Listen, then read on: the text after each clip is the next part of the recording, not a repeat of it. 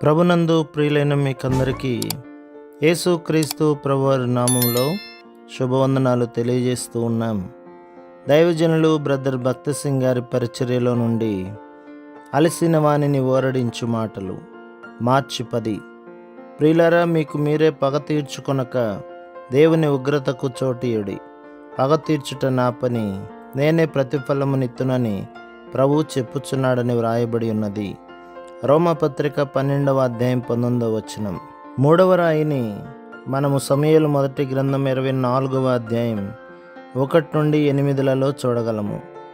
ప్రభువు దావీదును ఎన్గేదికి తీసుకుని వచ్చెను. సౌలు దావీదుకు బద్ధశత్రువుగానై అతని చంపుటకు వెతుకుచున్నాడు. సౌలు ఎన్గేదిలో ఉన్నప్పుడు ఒకనాడు దావీదు అతనికి మిక్కిలి సమీపముగా వచ్చెను. అతడు కోరిన ఎడల సౌలును కొట్టి చంపి ఉండవచ్చును.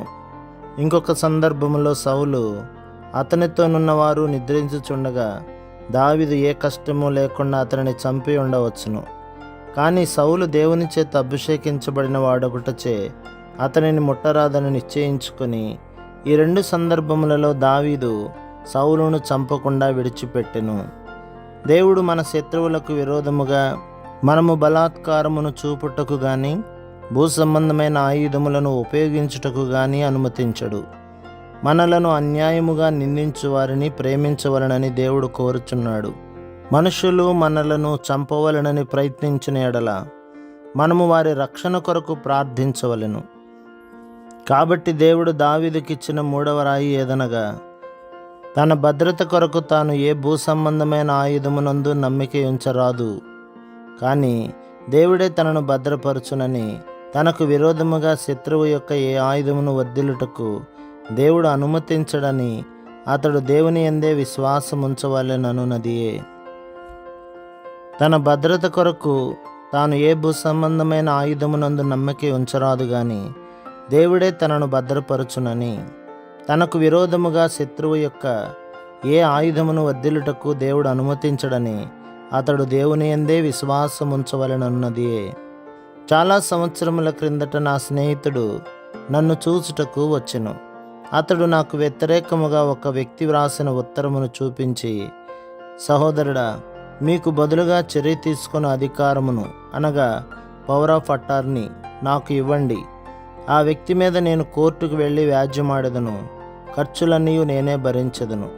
మీకు విరోధముగా ఇంత అసహ్యముగా వ్రాయుటకు అతనికి ఎంత ధైర్యము అనగా, నేను ఇట్లు జవాబిచ్చితిని, నేను యెషయా గ్రంథం 54వ అధ్యాయం 17వ వచనం నమ్ముచున్నాను.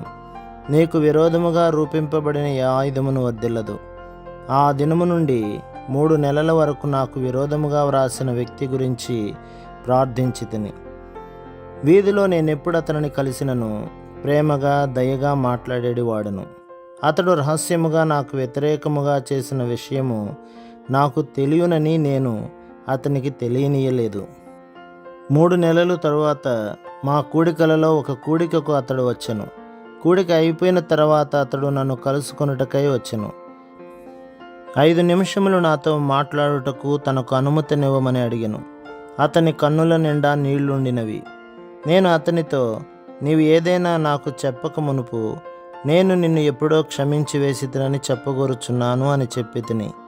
అతడు వెనుకంజి వేసి, నేను నీకేమి చెప్పగోరుచున్నానో అది నీకెట్లు తెలిసినదని నన్ను అడుగగా, నాకు 3 నెలల క్రిందటనే తెలిసినదని, అప్పుడే అతనిని క్షమించి తినని, అతని కొరకు ప్రార్థించుచున్నానని చెప్పి తిని.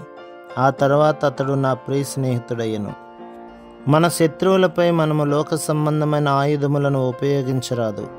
సువార్త నిమిత్తం మనము ద్వేషించబడి, తృణీకరించబడి, హింసించబడదమని దేవుని వాక్యం చెప్పుచున్నది.